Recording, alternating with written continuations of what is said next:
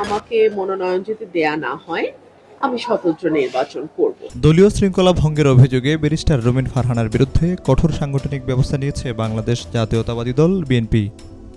দলটির সিনিয়র যুগ্ম মহাসচিব অ্যাডভোকেট রুহুল কবির রিজভীর স্বাক্ষরিত এক বিজ্ঞপ্তিতে বিষয়টি নিশ্চিত করা হয়। এটা আমি কোনো লুকাছাপা হঠাৎ সিদ্ধান্ত, বিষয়টা এরকমও নয়। বিজ্ঞপ্তিতে বলা হয়, দলীয় সিদ্ধান্ত অমান্য করে সাংগঠনিক কর্মকাণ্ড পরিচালনার দায়ে রুমিন ফারহানাকে বিএনপির প্রাথমিক সদস্য সহ সব পর্যায়ের পদ থেকেই বহিষ্কার করা হয়েছে। দল দলের মতন করে তাদের সিদ্ধান্ত নেবে, আমি আমার সিদ্ধান্ত আমার মতো করে নেব। আসন্ন জাতীয় সংসদ নির্বাচনে ব্রাহ্মণবাড়িয়ার 2 আসনটি বিএনপি শরিক দল জমিয়তে উলামায়ে ইসলামকে ছেড়ে দিয়েছে।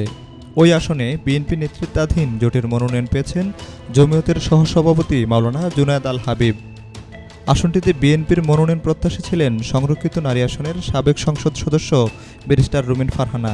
তবে দলীয় মনোনয়ন না পেয়ে তিনি স্বতন্ত্র প্রার্থী হিসেবে নির্বাচনে প্রতিদ্বন্দ্বিতার ঘোষণা দেন।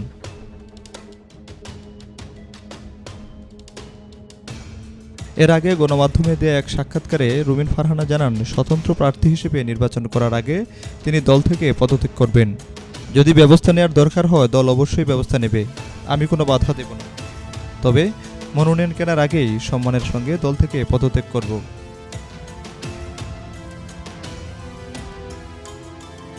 তবে দলীয় সিদ্ধান্ত অমান্য করে নির্বাচনী প্রস্তুতি ও সাংগঠনিক কর্মকাণ্ড চালিয়ে যাওয়ার শেষ পর্যন্ত তার বিরুদ্ধে বহিষ্কারের সিদ্ধান্ত নেয় বিএনপি।